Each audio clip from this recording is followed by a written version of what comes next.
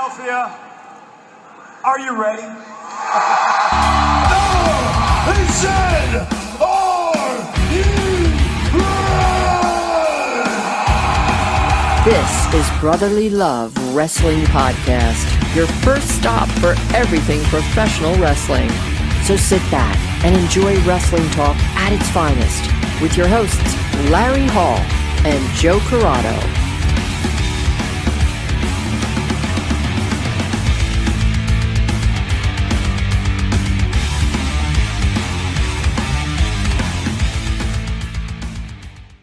Hey everybody, and welcome to Brotherly Love Wrestling. And on today's show, we have yet another tag team.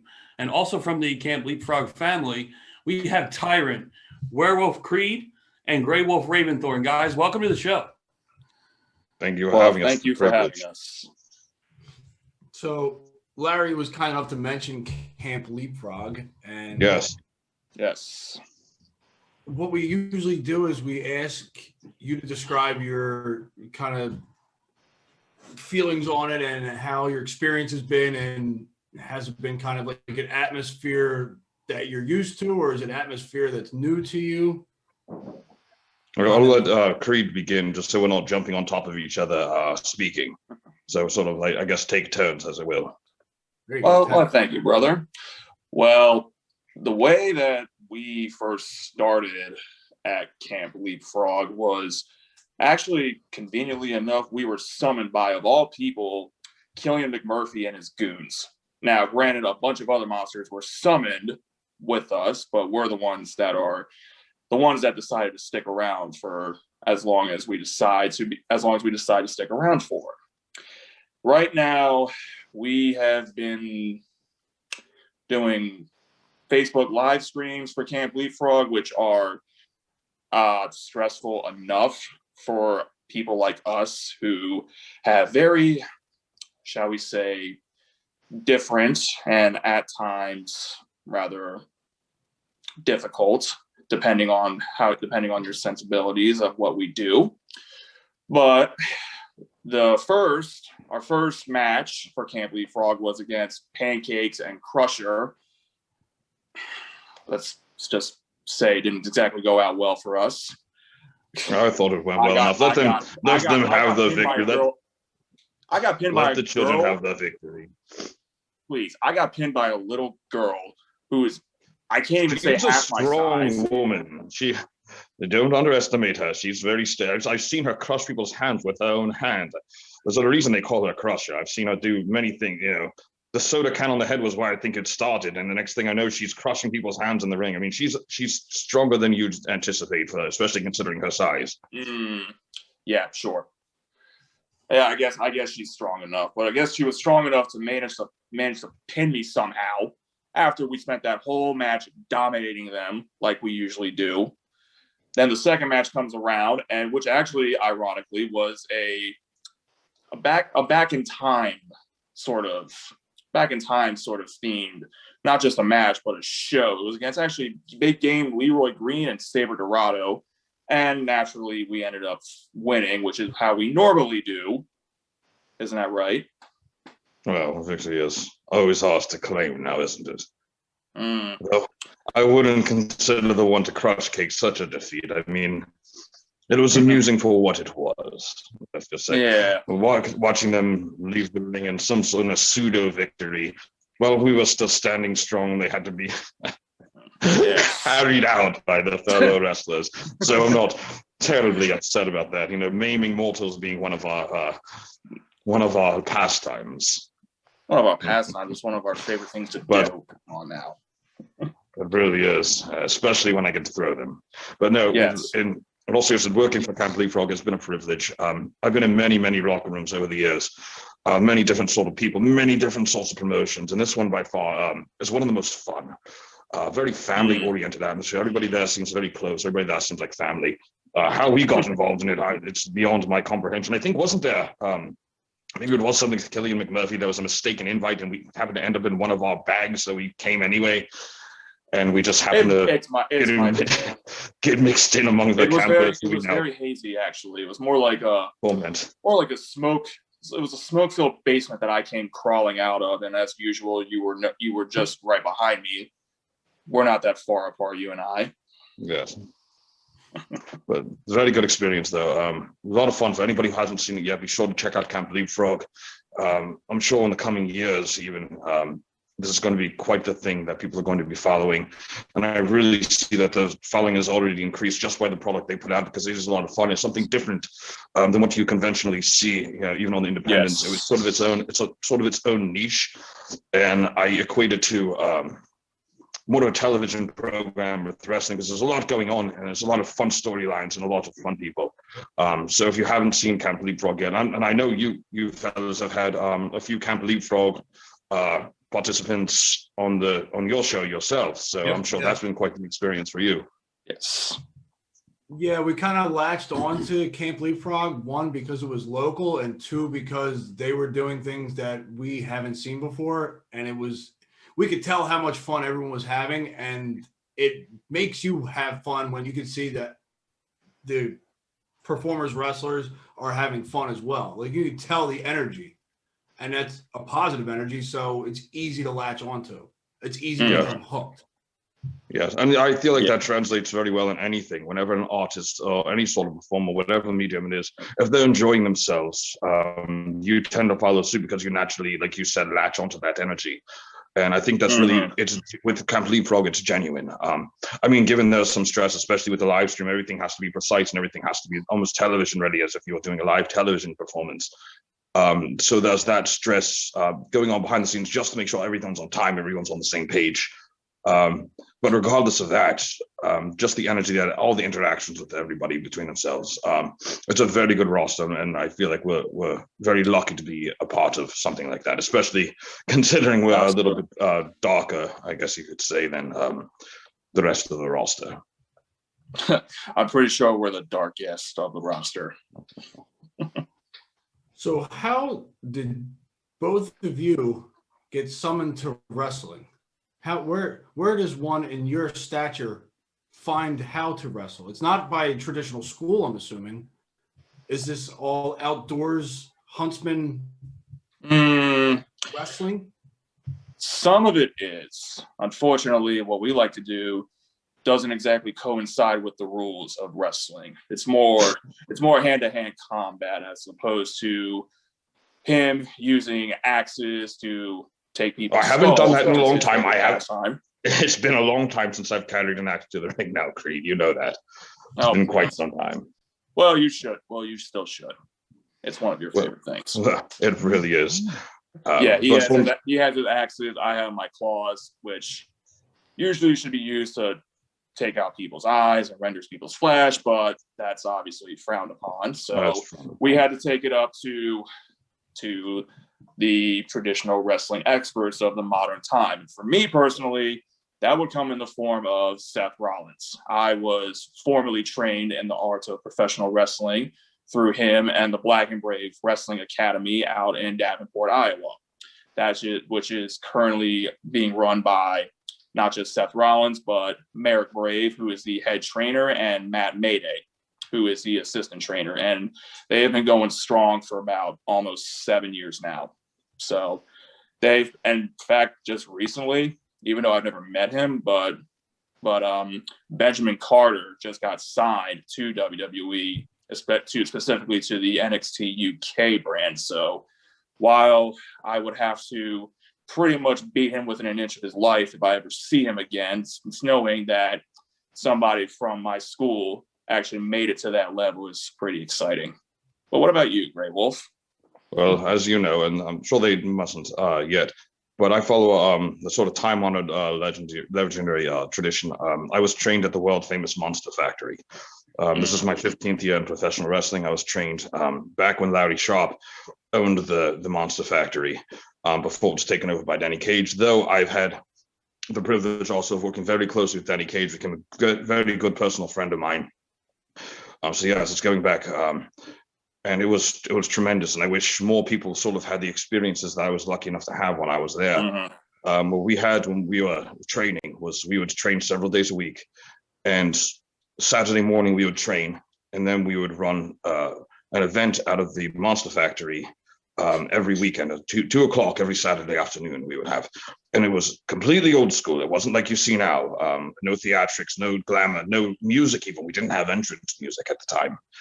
We had 2 separate locker rooms, and the good guys came out of the one locker room, the bad guys came out of the other locker room, and it was mayhem. It was absolute mayhem. You never knew what was going to happen, but it toughened you. When I was training there, this was many years ago. It was essentially a warehouse building. There was no heat in the winter, and there was no air conditioning in the summer. Only one of the locker rooms had a facility. So when you had to go, you were unfortunate unless you had a bottle, if you were in the wrong locker room. But I remember nights where it would be 15 to 20 degrees in the training facility itself, and we would, open up training with hard bumping in the ring or hard chain wrestling, bump drills where you're bumping 8, 9, 10 times in a row. And you're freezing, and the mat is freezing, and just to get your body warmed up, you slam yourself. And it wasn't even a decent ring. It was a modified boxing ring we had at the time, a 20 by 20. I believe it was an old IWA ring from the 70s or 80s. It was an old ring, and it was in a state of tremendous disrepair. It was held together by duct tape, and every bump on that thing was like bumping on concrete. It hurt. It was terrible. But this is what we grew up doing. This is myself and some of my peers. And, I came in the class, right before me was Luis Martinez, is the name you would have known him by then, and now you would know him as Damian Priest. And then there was the Italian Bulldog, who now you would see on AEW as QT Marshall. They were 2 of the people when I broke in the business, these were 2 of the people. I had my first real match with Damian, the person now known as Damian Priest, essentially doing a few squash matches before that. So that's all the legacy I come from. And of course, now we have many people signed to many different places. LSG is signed with Ring of Honor. Damian Priest just moved up to the main roster for Monday Night Raw. Matt Riddle is another one from our plate. QT Marshall, Nick Camarado just made his debut, on AEW, and the list goes on. I come from a long lineage of people who have made tremendous marks on this business. Bam Bam Bigelow, King Kong Bundy, and Tatanka, the Headbangers, Sheamus, Big Show. The list goes on and on and on. So I'm very honored to carry that legacy with me, and I'm very proud to say that. I was trained originally at the Monster Factory. Later on, when I had been working for Ring of Honor a little bit, I was training over at the Ring of Honor dojo when it was still in Bristol, Pennsylvania, under mostly the tutelage of Delirious, also working closely with, Will Ferrara, a little bit with Rhett Titus, Cheeseburger, who everybody knows. Cheeseburger, he took over the Worldwide Dojo now, which I must also mention, because when I get a chance to train, usually that's where I go, is to the Worldwide Dojo. And Cheeseburger has been kind enough to open his doors to me and let me train and help coach some of the students up at the Worldwide Dojo. So as somebody who's actually had a class at the Worldwide Dojo, that's actually a really, really good place to train at if you're in that general area. Yeah, we've had a couple of the trainees or wrestlers that train there on as well, and they hold it in high regards. I mean, Cheeseburger is a class act from what we've heard, and in both inside and outside of the ring. I have nothing but good things to say. Since from the moment I met Cheeseburger, he's one of the kindest, most professional, well-rounded wrestlers I think I've ever met. To be quite honest, he really, I feel, specializes in a Japanese, British style, very, very technically masterful. But he also does a little bit of lucha, some catch kind of American style. He's so well versed in so many different styles of wrestling that he can really coach and teach different sorts of wrestlers, which is you don't see that a lot with you don't see that versatility much among wrestling coaches, and I think he's tremendous when it comes to that. Now, we were talking about your humble beginnings and how you were trained and coming up and whatnot. Now, how did that lead to where you are now? When did the dark side and when did the dark overcome you and now you live in that world? When did that happen? Did I not phrase that correctly?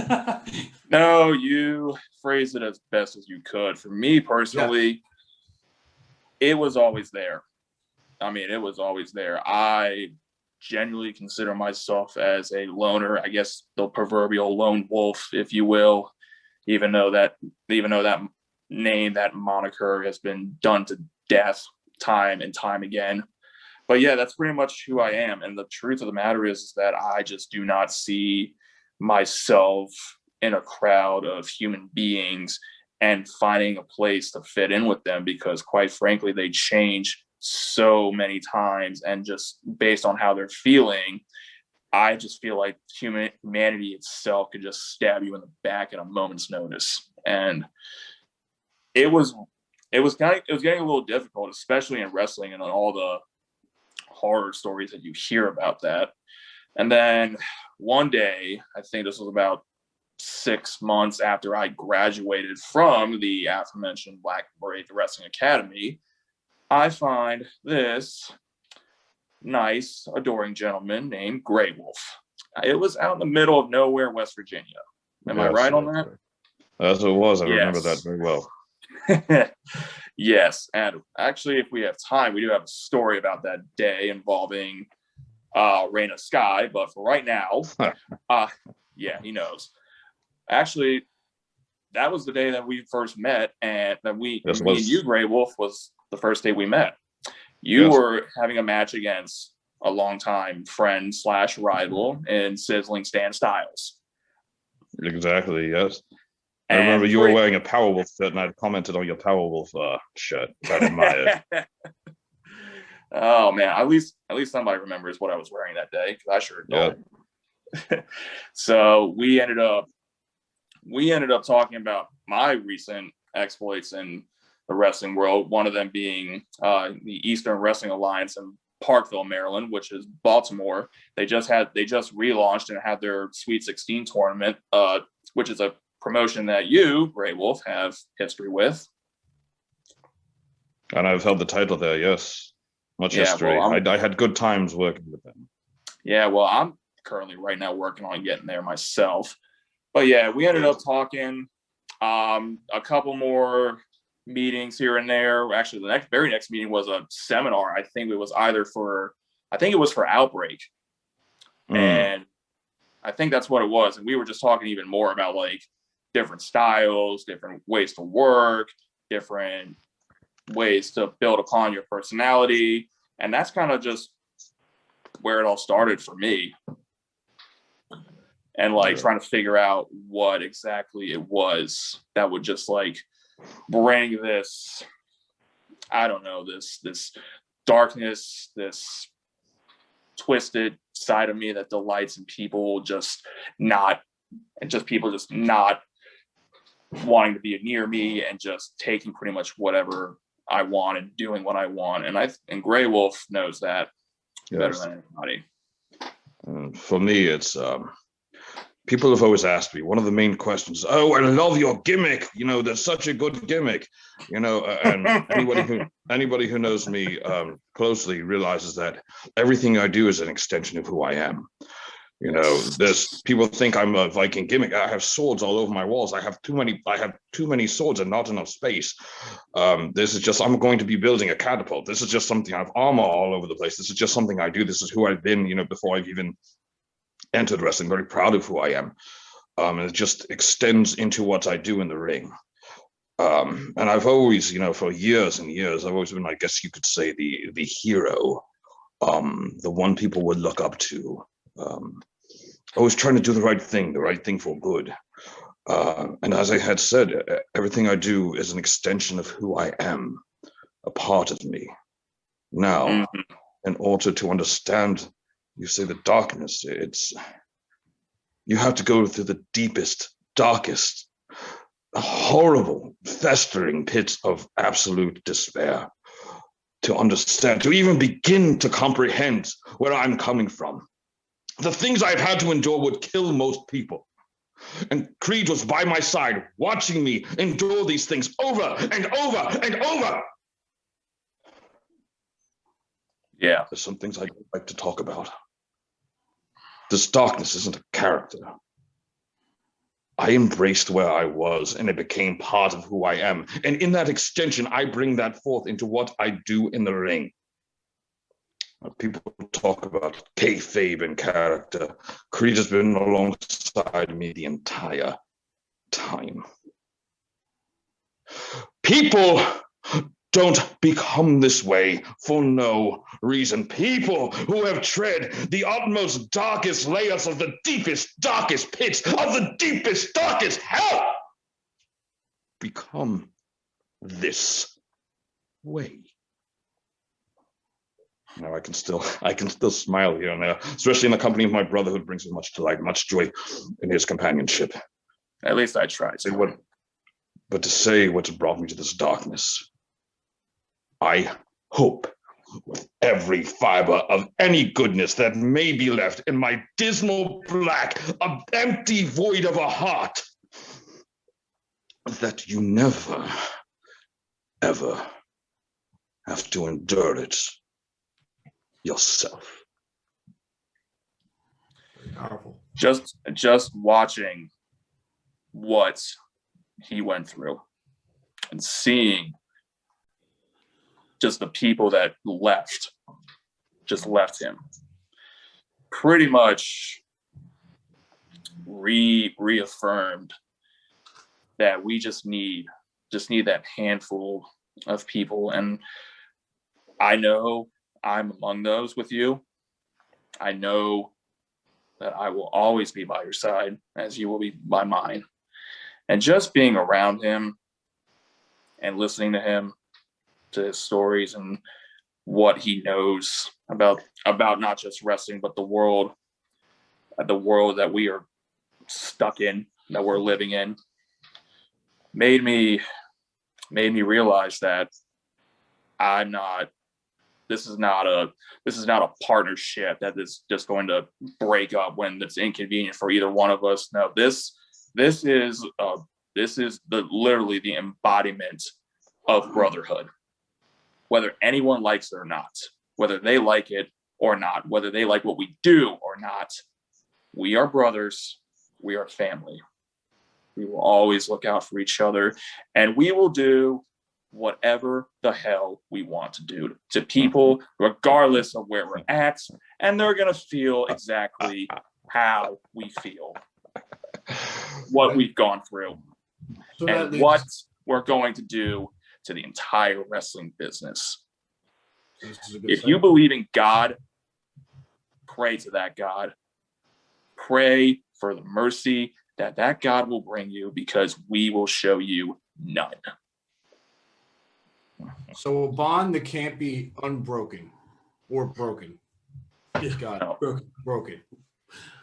Where does that lead you? Now you say the whole wrestling world, and that will happen eventually, but where are the sights being set? Because are you playing a slow game or are you picking targets?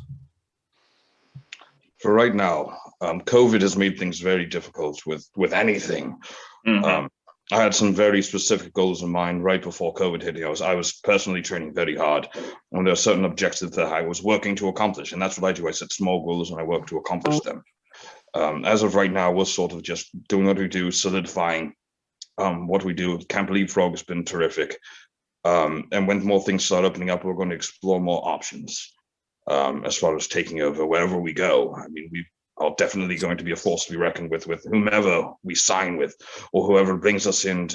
We just wish to rain terror upon whoever stands in our path. As far as specifics, as I said, it's difficult because so many promotions that were running before aren't running now. Or they're running very sparsely, or they don't have crowds. Ultimately, who knows where we might end up. But the one thing is, we can promise that whoever stands before us will be systematically eliminated. I'm starting to think maybe for our next match that we're in, maybe we should just have ourselves a friendly competition between us, as in who can toss the mortal the farthest. Who can throw the mortal the farthest? I like it. I like mortal it. tossing, if you will. Who are you picking as your mortal to toss? Who are you each picking? Well, I think it doesn't necessarily have to be anyone. I think in the name of just whoever stands in front of us. I think in the name of fairness, though, we each have to toss the same person. Oh, okay. That is very good. That's a good sportsman right there. Yes, I mean, there's no cheating. Some people are heavier than others, and some people are more difficult to throw. Different body masses. So, but that doesn't mean we only have to use one person. Though, what we can do is we can each toss the same person once. And then we'll pick another person. And then once we've tossed the first person, we've tossed the second person. And we maybe pick a third and a fourth and a fifth and a sixth and seventh. And I think you know where this is going and along. And then you'll hear things, that, no, don't do it. And then you'll hear them crash. And then you'll hear screams of agony and wailing. And no, don't do it to me. And then we'll do it anyway. And it'll be tons of fun. And we'll give out awards and have contests. And we'll have a great feast afterwards. And it'll be tremendous fun for everyone. And we can do it in multiple different ways, too. Because one thing that wrestling has taught us is that there are many different ways to toss mortals. Yes. And many places which we can toss them. Preferably in the wrestling ring, so that way everyone can see our power. Yeah, sure. I'm up for throwing them anywhere at any time. It sounds like a good camp game. I'm just going to go out and say. I mean, it sounds like a game that you would play in your version of a camp. Do you think we should take over Leapfrog? And maybe implement this as one of our games? Well, I think the takeover of Leapfrog was going to be shall we say, a long-term goal. But, maybe we shouldn't be speaking about this publicly. Well, I mean, for us, it's kind of written on the wall. The writing. Yeah, so there's no need to go. We've had this discussion before. We don't go telling them our plans before we go and do them. We've made that mistake before, and it didn't work out well. No, whatever. Don't whatever. It's true. Persistence is the key here, okay? But you also reprimand and reproach me just in the same way I do you for telling people things that they are not yet ready to hear, and we probably shouldn't say because it's part of our plan. Look at us. Do we look like we are ready? Or they are ready for us, I should say? Well, we know they're not, but that doesn't mean you go disclosing all of your information to the enemy. Who's the enemy? We're not the enemy. We're not the enemy. We're the messengers. You don't kill the messengers. Say you. All right, so pay attention. We're talking about others. Just move on. Yes, paying attention is one of my weak points. Don't hurt me. So I did see a tweet that I believe one of you put out about Impact, and when everything comes back to normal, that you would like to take over Impact Wrestling. Was that? Yes, that's a goal of mine, and I have put that out publicly. That at some point I would like to go to the Impact roster because I feel I can demolish everyone that they have in the roster. I don't think there's one person who can stand toe to toe with an immortal and walk away without some sort of damage. Now, it is for them to hear my voice, and I shall keep yelling, and I shall keep screaming, whether I have to climb the tallest mount to do so, or to do so with a bullhorn right pressed up against their ears. They will hear me. They will know my voice, and they will know my name. Let's just hope for their sake that they know it before it's too late. I'm pretty sure they don't need a full notice. Wow. So is there a reason the entire roster is on notice? Is there someone that triggered this on the Impact roster, or is this just a shot in the dark, or was there someone there that this was directed to? No one in particular. Just the roster in general. As I said, I make goals, and when I make goals, I set my goals and I accomplish them. This seemed like a reasonable goal. This seemed like somewhere I might belong. So I set my sights there, and thus my objective is now to not stop. That with every beat of my heart, with every breath I take, I shall walk forward. I shall crawl, if need be, towards that goal. And I shall not stop until I have accumulated bodies of fallen wrestlers beneath me, and I have scaled that mountain, and I stand atop it, its rightful and true sovereign master. Impact, your roster is on notice. Did not expect that. The entire Impact roster. So we ask a lot of people that we have on our show this question. But if you guys have time or not, but as wrestlers, do you watch current product? Do you watch all the televised stuff? Do you only watch the indies, or do you only watch your stuff?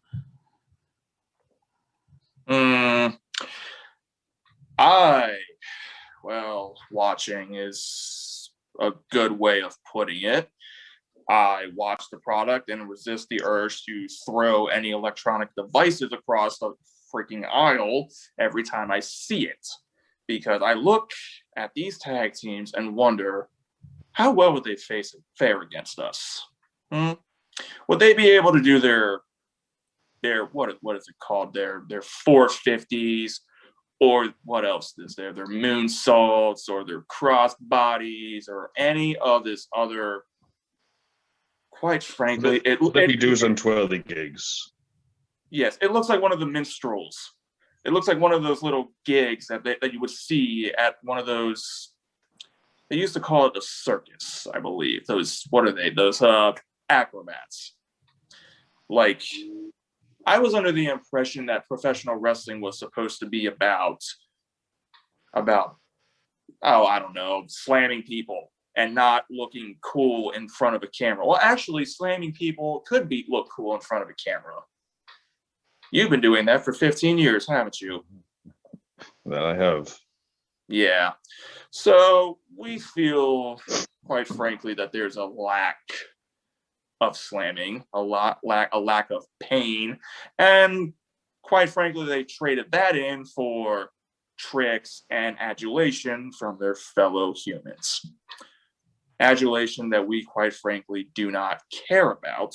All we care about is conquest and goals and championships and simply being the masters of professional wrestling. Yes, I'll follow that up. Personally, I can't. It's very difficult for me to watch any sort of product. What I will do is, if I have many friends in the business, I have many friends in the business. I'll watch their work because I want to support my friends and what they're doing. Yes. So if I see some of their work, maybe as a fan, I haven't watched in many years. I feel like that's partially that happens once you've been in the business, I think, for a while, and for it not to happen, I feel like it's a rarity. It's great when I know that someone who's been in the business as long as I have can really sit back as a fan and appreciate and enjoy what they're watching from a fan's perspective. For me, it's very difficult, especially having also coached wrestling. It's just very difficult to absorb the material as a fan. Mm-hmm. So what I do is I do tape study. When I do tape study, it's usually much older material, things from several years ago that I like to tape study. But I try to keep abreast on what's going on, just so I know sort of what's happening with the business, which direction it's going, who's doing what and where, and sort of what the trends are, just so I keep in the know about what's going on. But as far as sitting down and watching a program, as a fan to enjoy it, that's very difficult for me, and I can't really bring myself to do it. I tend to pick apart the artwork rather than enjoying and consuming it the way a fan perhaps would. And again, I think this also comes from having coached people for years and critiqued matches, and so I'm nitpicking the discrepancies within the craft instead of enjoying the content as a whole. So it's very challenging for me. I also feel like the business has taken a turn, something that I don't really recognize as much as I used to from what I fell in love with from the business. And I like to use this analogy that somebody can ask you, do you like music? And your answer could be, yes, I love music. And then they say, well, I listened to this album. It's like, oh, well, I don't like that because it's not a genre I appreciate. It's not something I enjoy, that I can internalize and I connect with. And I feel like there's so many different genres within wrestling now, so many different styles, so many different presentations, that you can't just ask them, oh, do you enjoy wrestling or do you enjoy the product? Because there's so many things. There's some things I do enjoy, there's some things I don't enjoy at all. But when I look back at the older things, that's really what I fell in love with wrestling.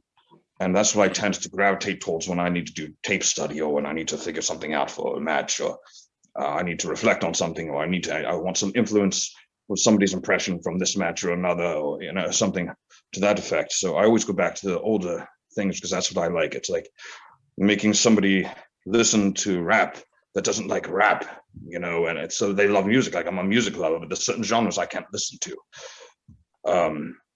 So I feel like the genres I can't listen to or watch are sort of what's manifest and mainstream right now. But I do much enjoy watching my friends work and appreciating the effort that they've put in to get to where they've been. And I like to support them in that way. Absolutely. And to piggyback on that point, I also like watching my friends too when I can. Like I said, I just watched I just mentioned Benjamin Carter earlier. He just wrestled I want to say not just his second match, but his debut match. He wrestled with Jordan Devlin. And man, just looking at his footwork, at just the way he moves his feet, it's just amazing. And it's clear that they saw something in him and that he made the right decision to go back home. I forgot to mention, Ben Carter is from England. He went back home to the UK, and obviously that was the best decision for him. But I try to watch a lot of my friends, but unfortunately I don't have the time to. One of the guys that I do like, I haven't gotten the chance to watch it, but I've heard great things about, is a guy that I trained with at Black and Brave in Chase Holiday. He's been doing pretty good for himself as of late, and I haven't had the chance to watch any of his stuff because I've been so busy. But yeah, a lot of guys out there that we know are doing pretty great stuff, and it's hopefully, well, I shouldn't say hopefully we get to face them one day because it won't end well for them, but hopefully they do well in their journey in wrestling. Now, you mentioned seeing your friends and whatnot. Does that make you hungrier to get where they are or further? Absolutely. Yeah, I mean, it shows us that if they come from the same places that we do, the same places that we trained at, and they're at the level that they're at, it makes us wonder, why not us? All we have to do is just put in the work and the time and the effort, and that will become a reality. Persistence, determination, and perseverance. Yes. But absolutely makes you hungry. It makes you think, they've done it. But there is one common thread among all of the people that I've seen, that all my friends that have made it, is they hustle. They work hard. And they don't quit. And they don't give up. And they don't make excuses. They just put the effort in. Every one of them that I see, there's a contract, is on television, or has made a name for themselves, is not there by accident. All of them have put in the work. And all of them duly deserve their accolades for doing such. And it makes you want to work harder to say, well, they've got there, I've got, I can get there too. And there was a time I was working for Ring of Honor, and I was training consistently at the dojo, and I had succumbed to a almost career-ending knee injury, put me out for almost a year, which set into a sequence of events into motion that I'm just now being able to recover from. So that really put a damper on things. But I know I've got there before, and I can get there again.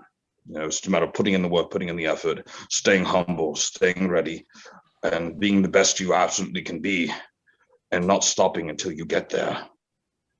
I'm sure everyone's seen it's an illustration of, it's two miners, and there's lumps of gold behind the coal they're digging through underground. They're digging this huge tunnel underground. The one on top, he gives up just before he sees that gold. He didn't know it was there, but had he just kept with his axe, and had he kept digging, and had he kept grinding, and had he kept with persevering, he would have laid his hands into riches.